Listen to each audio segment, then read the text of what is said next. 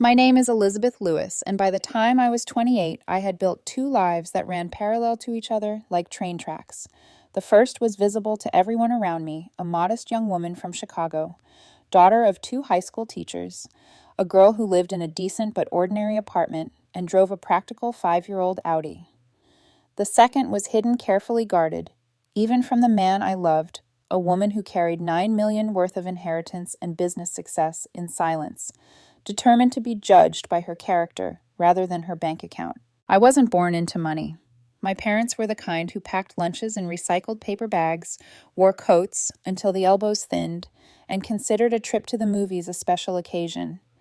They gave me something far more valuable than wealth, the conviction that education and work could carve a future out of stone.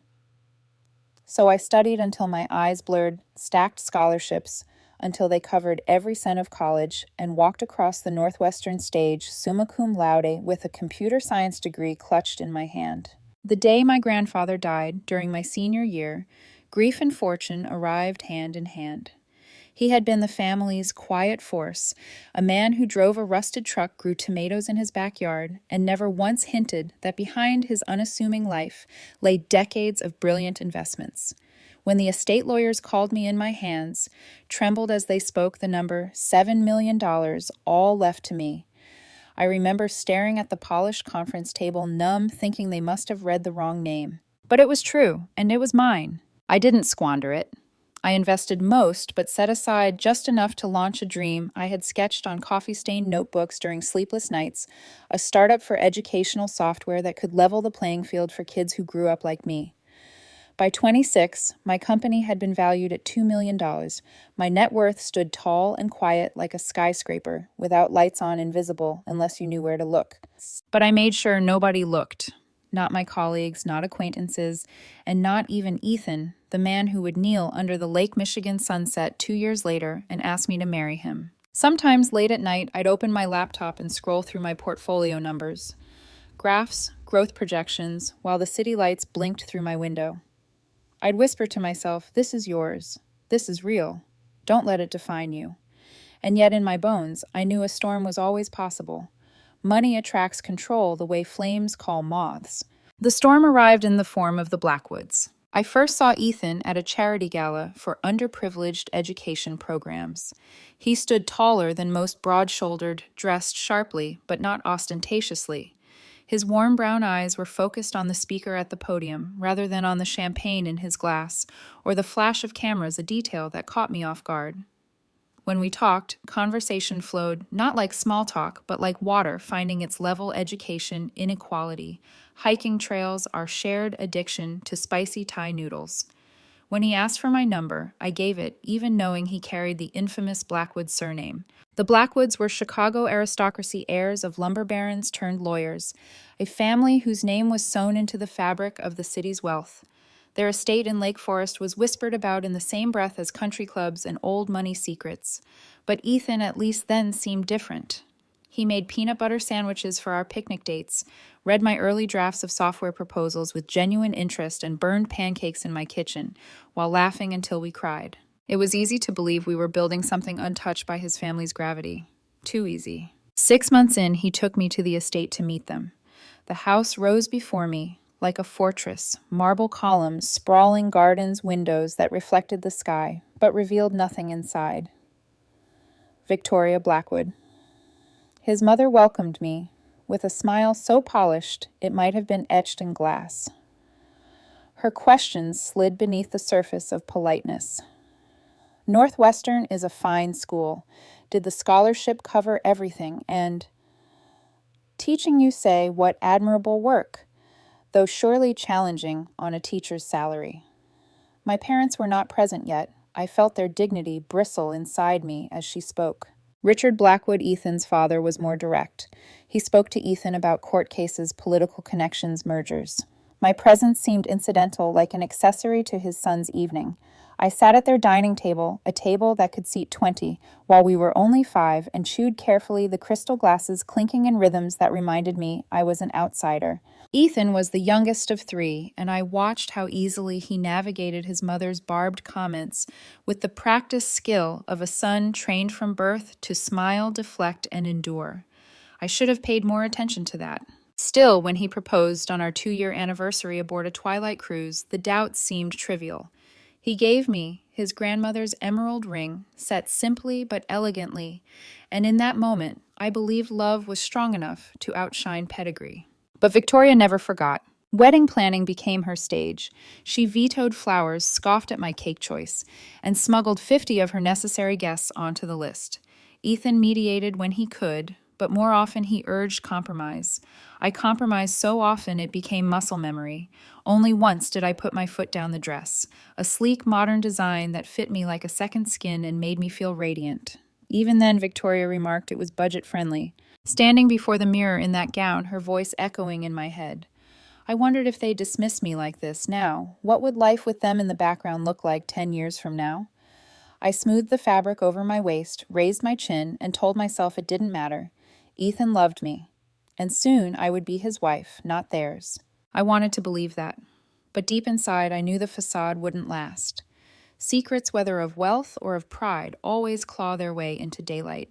And when they do, families like the Blackwoods don't ask, they ambush. I just didn't know yet that their ambush would arrive 3 days before the wedding, carrying a leather-bound document heavy enough to break more than one heart.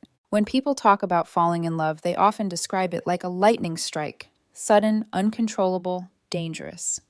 For me, with Ethan, it felt more like finding a rhythm I didn't know I had been missing. After that gala, he called the very next day. Not a text, not a casual, let's hang sometime, but an actual call. His voice was warm, steady. The kind of voice that made you feel like you were being listened to even before you said a word. Our first date wasn't at a rooftop bar or some Blackwood-approved restaurant. It was a picnic in Millennium Park. He showed up with a cooler full of sandwiches he had made himself, turkey avocado, and some experimental spread he admitted he Googled 10 minutes before leaving. When I laughed at his confession, he grinned and said, "Well, if it tastes terrible, at least we'll have the music." That day, a local jazz trio was playing in the park, and we sat cross-legged on the grass, eating slightly soggy bread, our shoulders brushing as the sky dimmed. I wasn't used to this kind of ease.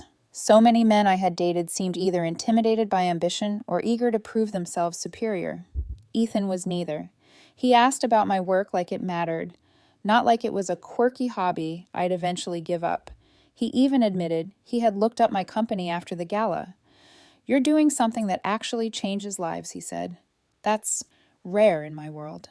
I smiled at that, partly from pride, partly from the way his words cut through the noise of everything I feared about his world. Our relationship grew in pieces stitched together by ordinary days that somehow felt extraordinary. Weekend hikes where he carried extra granola bars because he knew I always forgot to pack snacks. Late-night debates over politics and books, both of us stubborn, both unwilling to concede easily. Cooking attempts in my small kitchen that usually ended with takeout containers scattered across the counter while we laughed over burnt pasta or chicken that refused to cook through. There was also the physical connection, immediate consuming, but not shallow.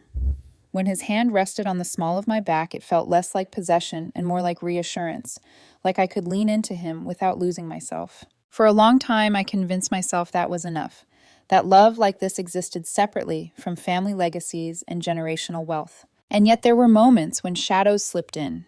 The first time I visited his apartment, a sleek condo downtown with floor-to-ceiling windows. He tried to play it off as just a convenient place close to work, but the marble counters and imported furniture told another story. "It's nice," I said cautiously, running my fingers over a polished steel lamp that probably cost more than a month of my rent. He caught my tone and gave a small shrug. "My parents insisted, said renting was a waste. Honestly, I would have been fine in something smaller." "Would they have let you?" I asked before I could stop myself. The smile on his lips faltered just slightly. Eventually, he said, but there was a hesitation in his eyes, a flicker of boyhood deference that made me wonder just how much of Ethan's life had been choreographed by the Blackwoods. I tucked the thought away, telling myself not to judge him by his parents. We were different people building our own story. 6 months later, he took me to the Blackwood estate. The drive alone felt like entering another world, iron gates that swung open silently manicured lawns stretching wider than most parks, and a house so large it seemed to whisper, "You will never fill me." Victoria met me at the door with a smile as sharp as glass. "Elizabeth," she said, clasping my hands lightly, "I've heard so much about you." The way she emphasized so much made me wonder exactly what Ethan had told her or what she had discovered herself. Dinner was a performance. Silverware glinted courses arrived with military precision, and every question aimed at me carried double meaning. "Northwestern is a fine school," Victoria remarked while swirling her wine. "And on scholarship, I believe such discipline." "Yes," I replied evenly. "It taught me how to fight for opportunities instead of expecting them." Her lips curved in a smile that didn't touch her eyes. A valuable skill. Though, of course, family connections can open doors, too. Across the table, Ethan's father cleared his throat and launched into a monologue about a corporate merger addressing Ethan exclusively, as though I weren't there. I listened in silence, tracing the rim of my glass, reminding myself that my own grandfather had been dismissed in similar ways his entire life and had quietly built a fortune anyway. Afterward, Ethan squeezed my hand as if to say, "Ignore them," and I tried. But when I lay awake that night, I thought of Victoria's gaze sharp, calculating, as if she was fitting me into some invisible ledger. To her, I wasn't just Ethan's girlfriend. I was a variable in the Blackwood legacy equation, and she was already estimating my worth. Still, the love between Ethan and me felt too solid to be shaken by parental disapproval. When he proposed 2 years later on a boat with the Chicago skyline glowing behind us, I didn't hesitate.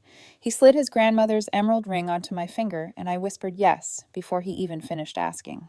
I wanted to believe love was enough, but even in that moment, a tiny voice in the back of my mind asked, "What will his family demand of you next?" The first time I set foot inside the Blackwood estate, I felt as though I'd walked into a living museum curated not for warmth, but for intimidation. The marble floors gleamed like frozen rivers, the walls were lined with oil portraits of stern-faced ancestors, and the air smelled faintly of polished wood and roses that I later learned were flown in weekly regardless of season. It was the kind of house that whispered its wealth in silence, daring you to acknowledge it without trembling. Ethan seemed unaffected. He guided me through the foyer with the ease of someone who had grown up walking past marble statues without blinking.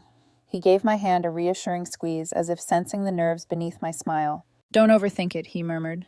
"They'll love you once they know you." I wanted to believe him. But even before we sat down to dinner, I sensed Victoria's eyes scanning me like I was a candidate for a position I hadn't applied for. We gathered in the formal dining room, a cavernous space that could have hosted a banquet for 30, though there were only 5 of us. The long table stretched so far that I wondered if they'd installed it simply to create distance between people. Crystal chandeliers dangled above scattering shards of light onto a table set with so much silverware, I had to remind myself which fork to use first. Victoria, poised in a deep green silk blouse, directed the conversation with an elegance that felt rehearsed. Her compliments were double-edged, her questions barbed in velvet. So she began swirling her wine glass delicately. "Ethan tells us you studied computer science at Northwestern. Impressive, though. Demanding. Did you find the scholarship program comprehensive?" I caught the subtle emphasis on the word scholarship. She didn't ask if I had one, she knew. "It was comprehensive enough to cover what mattered," I replied, keeping my tone even. "And it taught me how to work twice as hard for what I wanted." Her smile stretched polite and hollow. "Resilience is admirable." Across the table, Richard cleared his throat, cutting into roasted duck with a precision that matched his tone. "Ethan mentioned your startup. Educational software was a noble pursuit, though admittedly a niche market." Niche. As if leveling the academic playing field for underprivileged kids was a novelty item, a trinket business compared to the billion-dollar mergers his firm handled. Ethan shot me a quick look, a silent apology, but said nothing. Their other children, Ethan's older brother Marcus and sister Caroline, weren't present that evening. Their portraits, however, stared down from the walls, perfect frames for perfect heirs. Marcus with his wife from a banking dynasty, Caroline beside her senator husband. To Victoria, I was not competition. I was a disruption. Halfway through dinner, the silence pressed so thick it felt like another guest at the table. Richard finally turned to Ethan, speaking as if I weren't sitting right there. "The corporate litigation with Sternwell will escalate next quarter. We'll need you on point. Have you considered adjusting your caseload?" "Yes, Father," Ethan replied, voice calm, trained. I've already reassigned 2 smaller cases to junior associates. Not once did Richard glance in my direction. My presence was incidental like background decor. I speared a piece of asparagus, chewing, slowly hiding the sting behind composure. My grandfather's voice echoed faintly in my head. People will underestimate you, Elizabeth. Let them. They'll never see the strike coming. Later, when dessert was served, an elaborate 7-layer cake Victoria insisted on. Though I barely touched it, she leaned slightly forward, resting her manicured hands on the tablecloth. And your parents, she asked, her tone light, though her eyes gleamed with calculation. Ethan mentioned they're both educators. Such an admirable field, though, I imagine, challenging financially. They've always made it work, I said, careful to keep pride in my voice, not defensiveness. And they gave me something more valuable than money, discipline, and integrity. The word integrity seemed to land between us like an invisible gauntlet. Victoria's smile faltered for just a second. Afterward, as we walked through the manicured gardens under a canopy of stars, Ethan slipped his arm around me. They're intense, he admitted. That's one word for it, I said quietly. He paused, studying me. Don't let them get to you. They've always been this way. They'll come around. I stopped walking, turning to face him. The night air carried the scent of roses, sharp and almost too sweet. Ethan, do you really believe that? Or do you just hope I'll ignore it like you always have? His jaw tightened, then softened. They don't define us, Elizabeth. What we have, that's what matters. And in that moment, I believed him. I wanted to believe him so badly that I tucked away the sting of Victoria's questions, the dismissiveness in Richard's eyes, the suffocating weight of a family legacy that had no room for outsiders.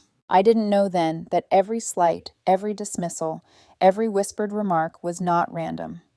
They were bricks carefully laid, building a wall they expected I would never climb. But love makes you blind, and I was still convinced that Ethan and I could build our own world, separate from theirs. The night ended with his arm wrapped around me in the car, my head resting on his shoulder. City lights flickering past. I told myself I was imagining the battle lines already being drawn. What I didn't know was that the Blackwoods weren't imagining anything. They had already decided what kind of wife I would be, and more importantly, what kind I would never be. They say a wedding is the bride's day. Whoever coined that phrase never met Victoria Blackwood. In the weeks after Ethan's proposal, I threw myself into planning with the quiet giddiness of a woman who had waited her whole life for this moment. I sketched color palettes on napkins, spent evenings scrolling through floral arrangements, and imagined a ceremony that felt intimate, and ours not a Blackwood production, not a society event, just a celebration of love. But Victoria had other plans. It started subtly. Suggestions disguised as kindness. Darling, I know you like hydrangeas, but orchids last longer and photograph beautifully. Why don't we call my florist? I bit back the instinct to refuse. That's thoughtful. Orchids are lovely. Next came the venue. Ethan and I had chosen a lakeside garden not far from the city, elegant, but warm, a place where you could feel the breeze off the water and hear birds instead of traffic. Victoria smiled when I told her, then gently shook her head. A sweet idea, Elizabeth, truly. But too rustic for a Blackwood wedding. The Drake Hotel ballroom will set the right tone. Tradition matters. Ethan, standing beside me, squeezed my hand but said nothing. And so the Drake it became. By the time the invitations were mailed, the guest list had swollen from the intimate 80 we envisioned to nearly 200. It would be unforgivable to exclude certain business partners, Victoria explained, her diamond earrings catching the chandelier light as she spoke. You'll thank me later. I smiled politely, even as I imagined strangers clinking glasses at my wedding, celebrating not love, but their proximity to Blackwood influence. There were moments I fought small, desperate battles against a tide that threatened to sweep me away. The cake, for instance. I had chosen a simple 2-tier lemon chiffon with buttercream reminiscent of summers at my parents' house when my mother baked on weekends. Victoria pursed her lips when she saw the design. Charming, she said, which I had already learned was her code for inadequate. The next week, she presented me with an order confirmation for a 7-tier spectacle from a patisserie so exclusive it required appointments months in advance. That's not what I started. It's already handled, dear, she cut in smoothly. Consider it a gift from the family. The word gift felt like shackles around my ankles. Ethan tried in his way. When Victoria insisted on adding her extended social circle to the guest list, he argued for me. Mom Elizabeth and I wanted something smaller. Victoria sighed, patting his hand like he was a child. You'll understand when you're older, darling. Connections matter. I watched the exchange in silence, a cold knot forming in my stomach. This wasn't just about orchids or cakes or guest lists. This was about power hers to dictate mine to endure. The only battle I refused to surrender was the dress. From the moment I slipped into it, I knew it was mine. A sleek, modern silhouette that hugged in the right places, elegant without drowning me in lace or beads. When I turned before the mirror, I saw myself not some doll dressed in borrowed tradition. Victoria's reaction was as sharp as expected. Very minimalistic, she said, her gaze lingering on the clean lines of the gown. Budget-friendly, no doubt. I forced a smile. I chose it because it makes me feel like myself. Her lips curved faintly. Of course, dear. That's important. But the way her eyes slid away told me exactly what she thought, that I had chosen it because I couldn't afford better. That night I stood before my mirror at home, fingertips grazing the fabric, her words echoing in my head. Budget-friendly. It should have rolled off me one more insult among many. Instead, it burrowed deep. Not because I cared about her opinion, but because she was so certain of her narrative, the modest teacher's daughter, lucky to have caught her son's eye. She had no idea that the woman in that mirror carried more wealth than she could guess. She had no idea that I could have bought the entire boutique if I wanted to. And maybe in some small, defiant way, I liked that. My secret was a shield. Let them underestimate me. Let them smirk. They had no idea the truth could crush them. Still, the compromises mounted, and with each one I felt less like a bride and more like a guest at my own wedding. I'd nod, I'd smile, I'd concede. And then I'd cry quietly in my car on the drive home, gripping the steering wheel until my knuckles turned white. One evening, as Ethan and I sat together in our downtown condo, the one we had chosen as our home, despite Victoria's insistence we live closer to the estate, I finally broke. "Ethan, do you even see what's happening?" My voice cracked. He looked up from his laptop, startled. "What do you mean?" "This wedding, it doesn't feel like ours anymore. It feels like your mother's performance." He sighed, setting the computer aside. "I know she's overbearing. But Elizabeth, she's always been like this. I tune it out. You should too." "I'm not you," I whispered. "I can't pretend it doesn't matter when she erases me one decision at a time." He reached for my hand. "Once the wedding's over, it'll be different. We'll have our life separate from them." I wanted to believe him. I wanted to believe that once the vows were spoken, once rings were exchanged, Victoria's grip would loosen. But as I stared at his earnest face, I wondered if he truly understood how suffocating it felt to be constantly diminished. The night ended with his arms around me, murmuring promises into my hair. Promises I clung to, though some part of me knew they were built on fragile ground. 3 days before the wedding, I stood in the Drake Ballroom during the final walkthrough. The chandeliers glistened, the orchids bloomed, and the monstrous cake towered in the corner. Everything was flawless. Everything was theirs. I told myself it didn't matter, that soon I'd walk down the aisle in the one choice that was wholly mine, my dress, and marry the man I loved. That would be enough. I didn't yet know that Victoria wasn't done. She had one last move to play, and it would arrive, not in the form of flowers or cakes, but in a document. Thick, blue-bound, and heavy enough to test not only my patience, but the very foundation of Ethan's and my future. It was 3 days before the wedding when Victoria called. Her voice on the phone was honeyed, unusually warm.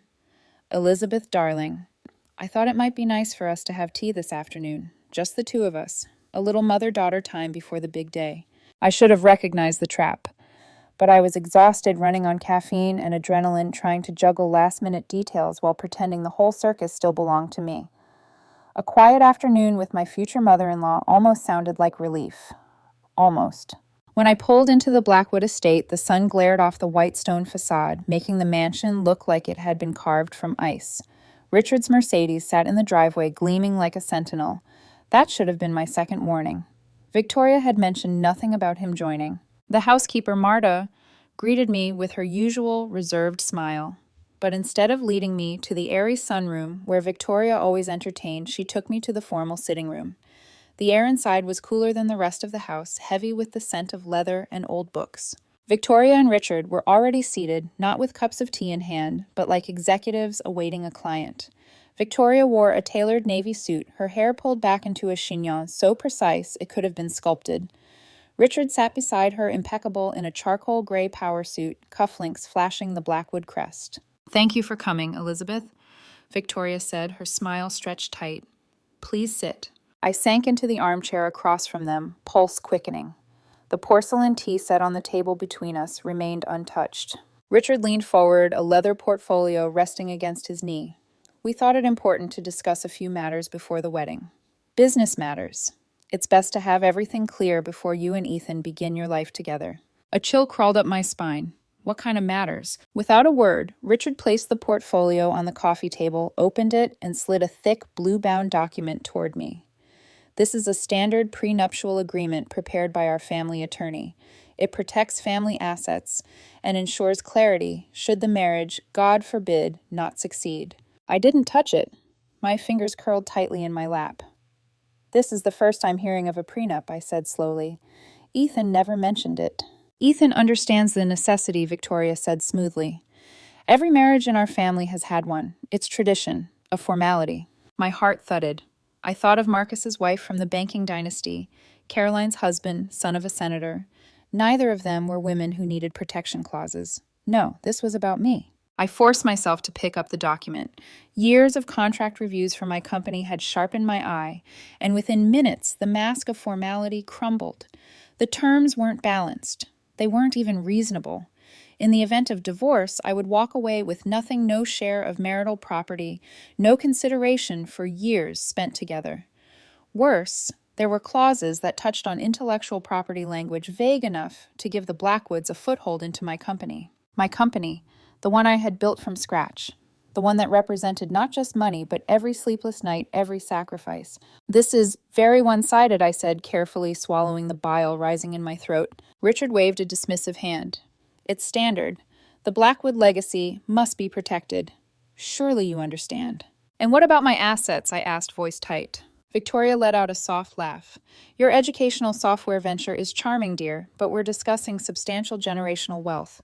The scale is different. The condescension in her tone was sharp enough to cut glass. Richard leaned back, his expression carved from stone. Today would be ideal for signatures. With the wedding so close, best to resolve this quickly. He reached into his breast pocket, withdrew a Mont Blanc pen, and set it carefully atop the document. I stared at the pen as if it were a blade. I'd need my own lawyer to review this, I said, my voice steady, despite the pounding in my chest. Richard's eyebrows twitched upward. Your own lawyer. That seems unnecessary. Our attorney is one of the best in Chicago. For your family's interests, I shot back, not mine. Victoria's perfect composure cracked just slightly. Elizabeth, this is really quite standard. Everyone signs these. Then you won't object if I take 24 hours to have it reviewed, I countered. Richard's eyes hardened. I'm afraid we must insist. Today. Otherwise, with regret, the wedding cannot proceed. The words landed like a blow. I forced myself to repeat them just to be sure I understood. Are you saying the wedding is contingent on me signing this document today without counsel? That is exactly what we're saying, Richard replied, his voice cold as steel. The silence that followed pressed down on me until I could barely breathe. Finally, I stood gathering the prenup into my hands like it weighed 100 pounds. I'll need to discuss this with Ethan. Ethan knows our position, Victoria said dismissively. He may have hesitated to broach it with you, but he understands family obligations. That cut deeper than any clause in the contract. The idea that Ethan knew that he had let them corner me made my chest constrict painfully. Richard rose, buttoning his suit jacket with mechanical precision. You have until 9 a.m. tomorrow. Your signature or the wedding is off. Victoria leaned back in her chair, her smile returning smug and certain. If you truly love Ethan, you'll understand. Sign it, Elizabeth. It's only a formality. The word formality burned like acid. I nodded stiffly and turned to leave. As I stepped into the hallway, I caught their voices drifting through the half-open door. She'll sign, Victoria murmured. Where else would she find a match like Ethan? Richard's low laugh followed me down the corridor. By the time I reached my car, the tears had already blurred my vision. I set the document on the passenger seat and gripped the steering wheel, gasping for breath. The drive home was a blur of city streets and salt-streaked windows. Ethan's name flashed on my phone 4 times, but I let it ring. I couldn't hear his voice yet, not until I decided whether to believe him or to believe them. At a red light, memory after memory replayed in my mind, now twisted with new clarity. Victoria mocking my car as practical, Richard dismissing my company as a niche, Ethan's brother, asking if I'd keep my little hobby after marriage. All of it, every barb, every smirk had been leading here. They thought I was nothing. They thought they had cornered me. By the time I pulled into my apartment, the tears had dried. Rage and resolve had taken their place. I stared at the prenup on the passenger seat and whispered, "You've underestimated me." They wanted me to sign. They had no idea that I was holding 9 million reasons not to. By the time I stepped into my apartment, the quiet felt unbearable. The prenup sat on the coffee table like a weapon, its blue cover catching the glow from the streetlights outside. I curled onto the couch and called the only person I knew could handle my fury without flinching. Jenna answered on the second ring. "Elizabeth, what's wrong?" The moment I heard her voice, the dam broke. "They ambushed me," I said, my throat raw. 3 days before the wedding, Victoria and Richard shoved a prenup in my face and told me to sign it by 9 a.m. tomorrow, or the wedding's off. There was silence followed by a sharp intake of breath. "Are you kidding me? That's not just tacky, Soph. That's predatory." Her indignation was a balm. "It gets worse," I whispered. "They said Ethan knew." On the other end, Jenna's voice dropped heavy with disgust. "And he let them do this to you." I don't know what to believe, I admitted, pressing the heels of my hands against my eyes. They were so sure he was in on it. And he hasn't exactly been rushing to stand up to them before. "Sweetheart," Jenna said, her tone fierce. "Now listen to me. You don't sign a damn thing until your lawyer looks at it." Her words snapped me back to focus. Harold. My grandfather's lawyer, the one man I trusted completely. "I'll call him in the morning," I said, already grabbing a pen to scrawl a reminder on a post-it. "No," Jenna corrected. "You'll call him tonight. This isn't just paperwork, Soph. This is a war, and you don't walk into battle unarmed." She was right. I texted Harold immediately. "Urgent. Prenup situation. Wedding in 3 days. Can you meet tomorrow at 7 a.m.? His reply came in less than 5 minutes. 7 sharp. Bring all documents. Relief washed through me, tempered by dread. The Blackwoods thought they had trapped me. They had no idea I'd been hiding a weapon of my own. I set the phone down and stared at the prenup again. My reflection glinted faintly on the glossy cover. Tired eyes, flushed cheeks, but behind them something harder. Enough hiding. I pulled out my laptop and opened my financial portfolio. Numbers filled the screen, each one a quiet truth I had concealed for years. My grandfather's investments had grown steadily, pushing the inheritance to $7.5 million. My company's last valuation added another $1.5 million, $9 million. The cursor blinked on the screen as if daring me to acknowledge it out loud. 9 million, I whispered into the silence. I had kept it private for good reason. I wanted love to be genuine, not a transaction. I wanted people to see me, not my balance sheet. But sitting in my dim apartment with the Blackwoods ultimatum echoing in my ears, I realized my silence had given them power. They assumed I was beneath them because I let them. Not anymore. I closed the laptop with a decisive snap. My secret would become my sword. The hours until dawn stretched long and restless. I lay awake, Ethan's unanswered calls flashing in my mind, replaying his silences, his hesitations every moment he'd chosen to smooth things over instead of standing up. Was he complicit or just afraid? Either way, tomorrow, I'd need answers. At 6:30, I dressed deliberately. No soft fabrics, no bridal pastels. Instead, I chose a tailored charcoal suit, sharp lines that matched my resolve. I pinned my hair into a sleek ponytail and fastened the pearl earrings my grandfather had given me at graduation, a reminder of where I came from and why I had fought so hard to build what I had. By the time Harold arrived carrying his weathered leather briefcase, the city outside had barely begun to stir. He looked me over with sharp eyes that missed nothing. "Good morning, Elizabeth. You look ready for battle." "I am," I said, handing him the prenup. "Read it. Especially sections on property division and intellectual property." He slid on his reading glasses and began. For 15 minutes, the only sounds were the turning of pages and the faint scratching of his pen on a notepad. His face darkened as he read. Finally, he set the document down. "This," he said flatly, "is one of the most aggressively one-sided agreements I've seen in 45 years of practice, and that includes Hollywood contracts." "Can we fight it?" I asked. A slow smile crept across his face, equal parts amusement and steel. "My dear, we won't just fight it. We'll replace it. But first, tell me, what exactly are you bringing into this marriage?" I slid a folder across the table, filled with bank statements, investment reports, and the latest valuation of my company. He scanned the figures, eyebrows rising higher with each page. "Well, well," he said at last, closing the folder with a decisive snap. $9 million. The Blackwoods are in for quite a surprise. I felt a strange mix of pride and fear. I never wanted Ethan to know like this. I wanted him to love me for me. And perhaps he does, Harold said gently. But now you need to protect yourself. And to do that, we'll craft a new prenup fair, balance one that safeguards both your assets and his. If he truly loves you, he'll sign it without hesitation. For the next 2 hours, we worked side by side, drafting clauses that shielded my intellectual property, guaranteed fair division of marital property, and treated me not as a liability, but as an equal partner. With every line, my resolve hardened. By 10 a.m., the new document sat neatly in a leather folder.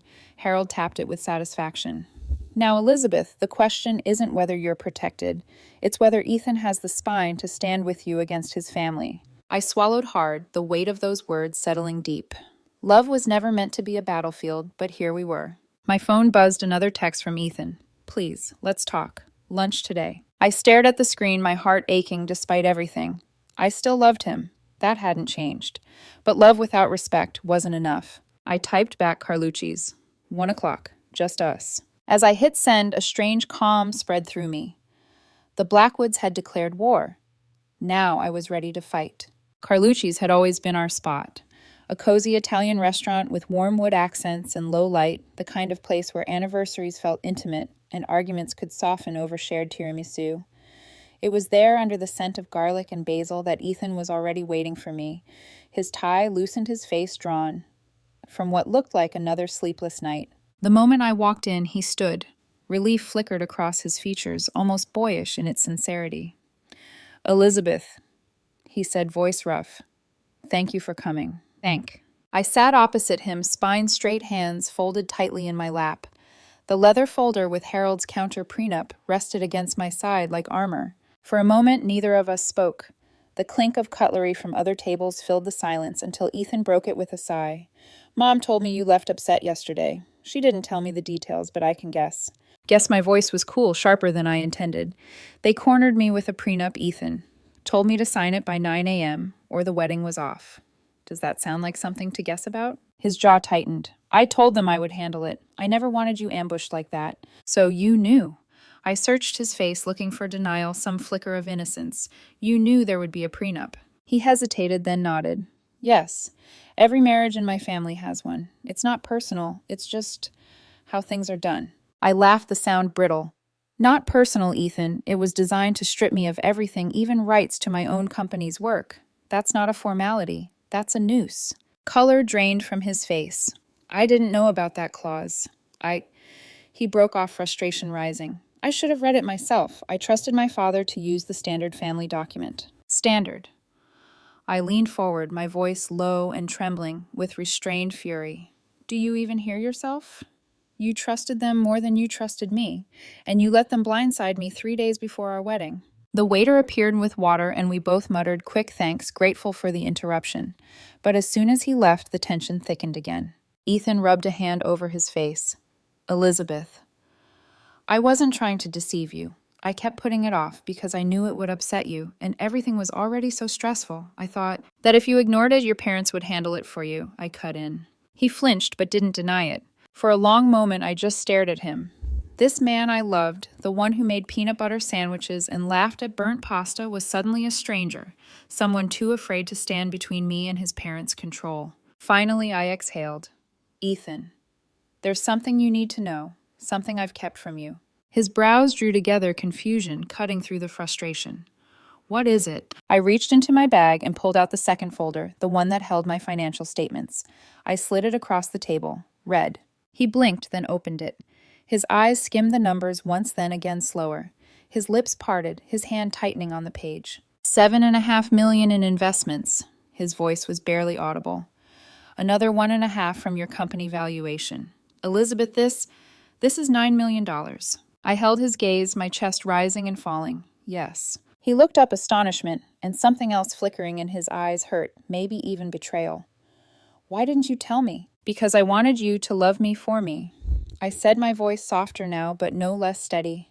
Not for my bank account. I watched people treat you differently because of your last name. I didn't want that for myself. I didn't want to be judged by numbers instead of who I am. He shook his head slowly, running a hand through his hair. All this time my parents thought that I was a gold digger. I finished for him. Yes, The irony is almost funny. Ethan let out a bitter laugh. If they knew the truth, They'll know soon enough, I interrupted, sliding the other folder toward him, Harold's prenup. This is what I'm willing to sign. A fair agreement. Protection for your assets and mine. Balanced equal. If you want a marriage, Ethan, this is the only way forward. He opened the folder, scanning the pages. His lawyer's instincts showed in the way his brow furrowed, how his eyes sharpened as he read. After a long silence, he closed it carefully. This is reasonable, he admitted. Fair.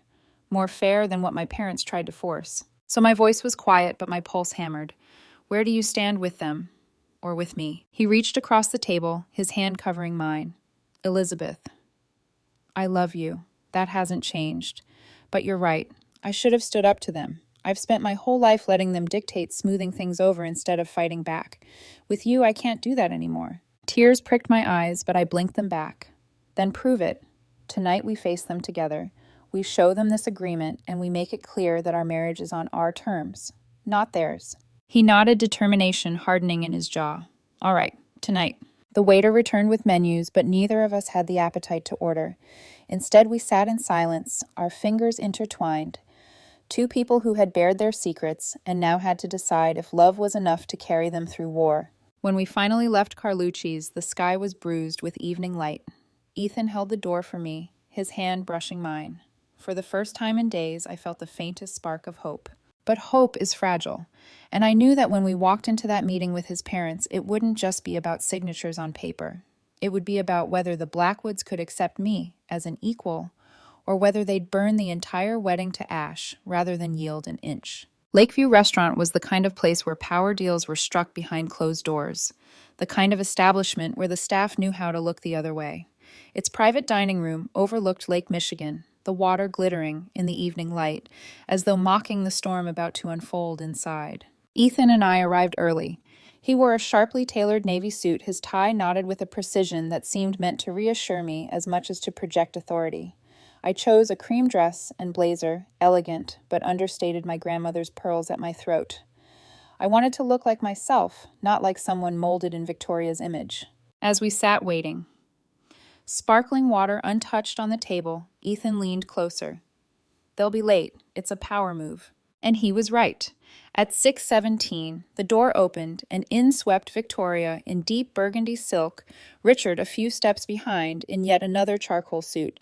Victoria kissed Ethan's cheeks, ignoring me entirely. Darling, what a charming venue. Though I can't imagine why we needed such formality for a simple signature. Richard gave me a curt nod, his eyes flicking to the folder on the table. I trust you've come to a sensible decision. The deadline has passed, but we're willing to be flexible. I gestured to the chairs across from us. Please, sit. We have much to discuss. Victoria's eyes narrowed slightly, reading the steel in my tone. She sat gracefully, folding her napkin into her lap with ritualistic precision. Richard remained standing until Ethan spoke. Mom, Dad. Ethan began, his voice steady but firm. We've reviewed the agreement you gave Elizabeth. It's unacceptable, both in terms and in how it was presented. Richard's brows arched. Unacceptable. That is the Blackwood standard. Your brother and sister signed without all this drama. They married people who came from similar backgrounds, Ethan countered. The power dynamics were different. With Elizabeth, your terms were coercive. Victoria's laugh was soft, brittle. Power dynamics. This isn't sociology, Ethan. It's family, and family assets must be protected. I placed my leather portfolio on the table and slid it toward them. We agree. Protection is important, which is why we've prepared a new prenuptial agreement, one that safeguards both parties equally. Victoria's smile froze. Richard's expression darkened. That was not the arrangement. You were to sign ours not present alternatives. Plans change, I said evenly, especially when new information comes to light. With deliberate calm, I extracted a second folder and placed it on top of the agreement. My financial portfolio. My current net worth is approximately $9 million. $7.5 million from inherited investments and another $1.5 million from my company valuation. The silence that followed was profound. Victoria's face drained of color, her lips parting as though to speak, but no words coming. Richard snatched the documents, scanning them with widening eyes. This, he muttered, this appears legitimate. Of course it does, I said softly. I have no interest in theatrics, only in fairness. Victoria finally found her voice sharp and disbelieving. Impossible. You drive an old Audi. Your parents are teachers. I met her gaze without flinching. Because I value responsibility over appearances. My grandfather taught me that. It's a lesson that served me well. Ethan spoke, then his voice cutting through the tension. Mom, Dad, this was never about money. It was about respect. You assumed Elizabeth was beneath us because she didn't flaunt her wealth, and you tried to use that assumption to trap her. Victoria's eyes flicked from him to me, still struggling to reconcile the image she'd crafted of me with the reality before her. You concealed this from your future family. I concealed it from everyone I corrected because I wanted love, not leverage. If you'd bothered to know me, you might have realized that. Richard closed the folder slowly, his lawyer's mind already recalibrating. This changes the conversation, dramatically. Then let's have a new one, I said, sliding the prenup toward him. This agreement protects Blackwood assets and mine. It ensures fair division based on contribution and duration, and it locks down my intellectual property just as it protects your law firm. He began reading, his eyes scanning line after line. Victoria, meanwhile, stared at me as though seeing me for the first time. Her expression was no longer smug, but wary. This is balanced, Richard admitted after several minutes. Unusual, but fair. Ethan leaned forward. And non-negotiable. If you want this wedding to happen, these are the terms. Victoria bristled, her voice sharp again. How dare you dictate to us? How dare you? Ethan snapped louder than I'd ever heard him threaten to cancel my wedding unless Elizabeth signed away her rights. You've manipulated me my whole life, but this ends now. I choose her. I choose us. For the first time, Victoria faltered.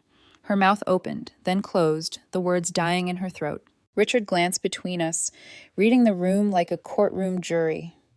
Finally, he placed the folder down and steepled his hands. We'll need our attorneys to review this, tomorrow by 3. That's fair, I said. The wedding is in 2 days. We expect an answer before then. Victoria rose abruptly, her chair scraping the polished floor. I may have misjudged you, she said, though the words tasted bitter.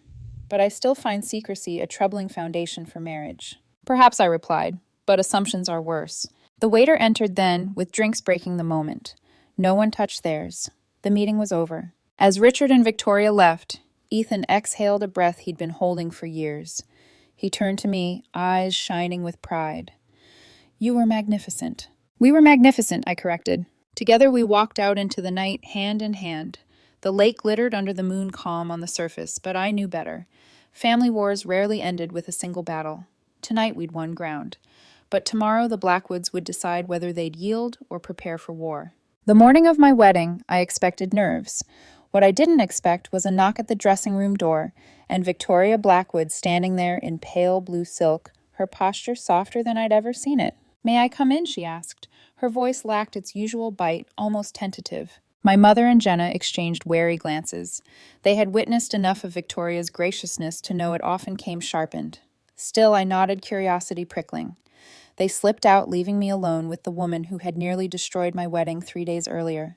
Victoria stepped closer, her eyes sweeping over me, in the gown I had refused to surrender. For once, there was no faint smirk on her lips.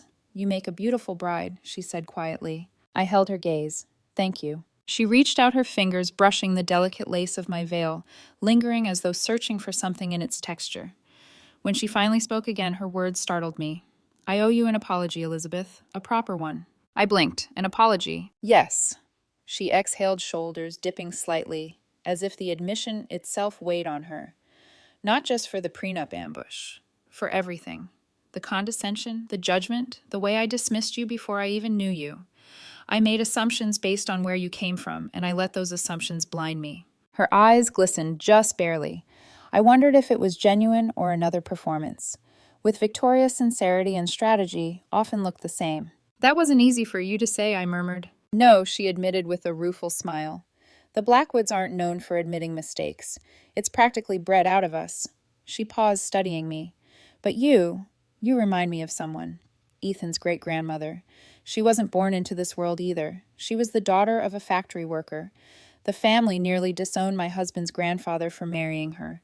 And yet when the Depression nearly ruined us, it was her ideas, her grit, that saved everything. She reached into her clutch and withdrew a small velvet box. My breath caught as she opened it. Inside lay a pair of sapphire and diamond earrings, their deep blue catching the morning light. "These belong to her," Victoria said softly. "She wore them when she sat across from bankers and convinced them to restructure debts that would have destroyed us.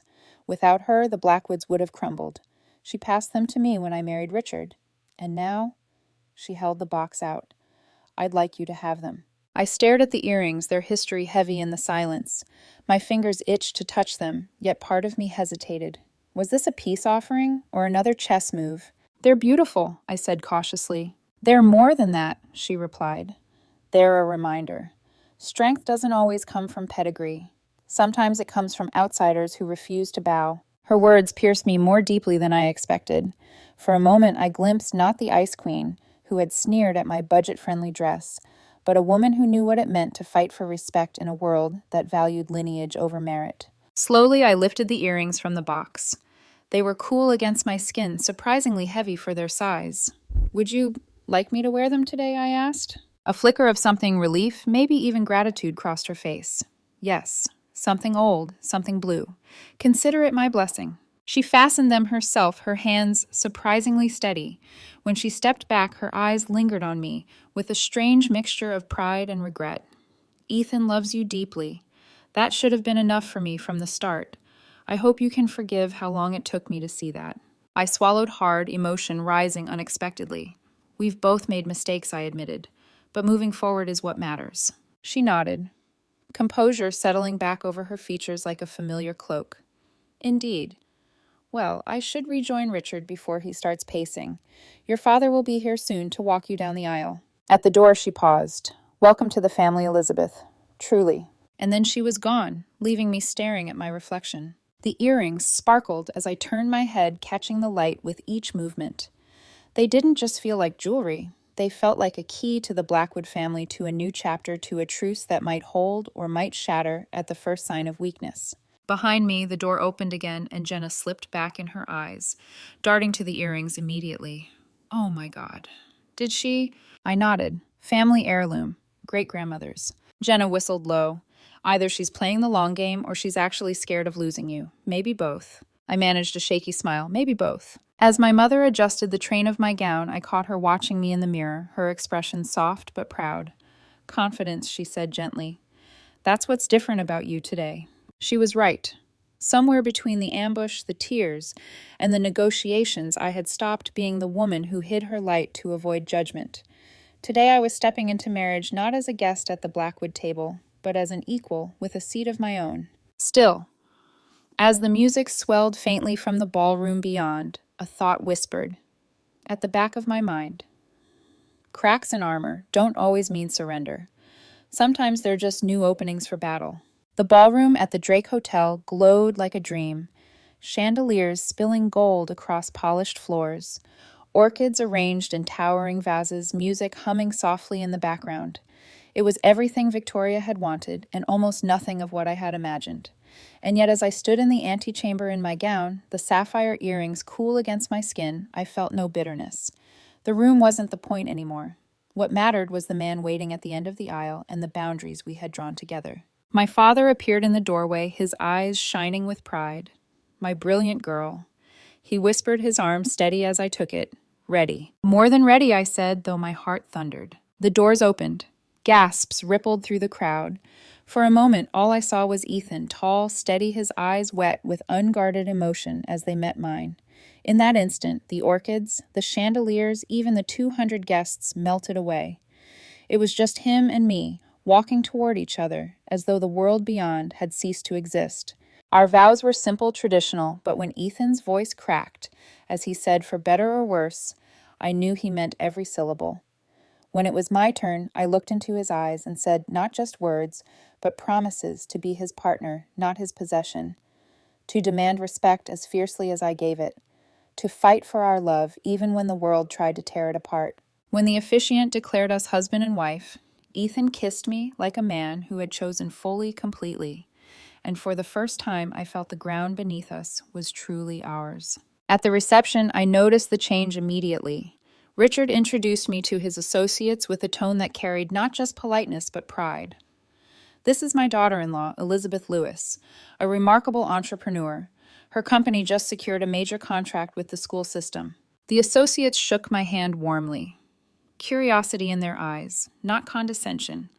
I caught Victoria watching her lips pressed into a faint smile, restrained, but no longer sharp.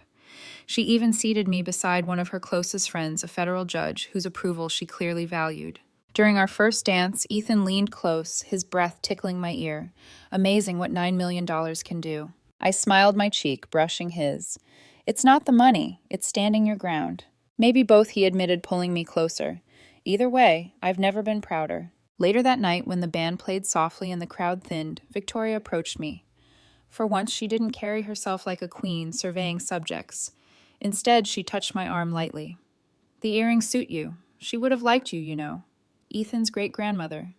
She fought in her own way. Perhaps you and I aren't so different. It was the closest thing to warmth I had ever heard from her, and though I didn't fully trust it, I nodded. Perhaps not. The days that followed felt like stepping into a new rhythm. Our honeymoon in Greece was blissful, whitewashed villages, turquoise water, long dinners under the stars where Ethan and I spoke not of his family but of us. For 2 weeks we were free. But reality, of course, waited at home. 6 months later, Victoria began dropping hints about the Blackwood tradition of weekly Sunday dinners. Ethan and I shared a look, one of those silent conversations we'd perfected. Once a month, he told her firmly when she finally asked outright, "That's the compromise." I braced for resistance, but to my surprise, she accepted with only a faint sigh. Maybe the boundaries we'd drawn at Lakeview had finally begun to hold. Richard, meanwhile, surprised me in his own way. He asked for my advice on a technology upgrade for the law firm, and when I presented a plan, he actually listened. Efficient, he admitted with a grudging nod. Cost-saving. You've got a head for this. It wasn't affection, not yet, but it was respect. And for the Blackwoods, that was more valuable. Ethan and I built our life deliberately, piece by piece. We bought a home in a neighborhood we both loved, paid for equally. We made financial decisions together, each contributing from our strengths. His legal mind, my business instincts. The prenup remained locked away in a safe deposit box, a document we hoped would never be needed. But its true value wasn't in its clauses. It was in the fact that we had created it together as equals. Looking back now, I see that the Blackwoods' ultimatum was a gift disguised as cruelty. It forced us to confront truths we might have ignored for years. It forced Ethan to choose between habit and love, between obedience and partnership. And it forced me to stop hiding, to reveal the wealth and strength I had kept tucked away like a secret shame. I realized something else, too. Wealth to the Blackwoods had always been about power. The power to control, to dictate, to bend others. To me, wealth was about freedom, independence, the ability to walk away from people who thought they owned you. Two philosophies collided that week, and though the war isn't over, I can still feel Victoria's eyes watching, waiting for cracks. I no longer fear it, because now I know who I am, and I know Ethan and I walk side by side, not one behind the other. If the Blackwoods underestimated me, once they won't make that mistake again, and if they do, I'll remind them.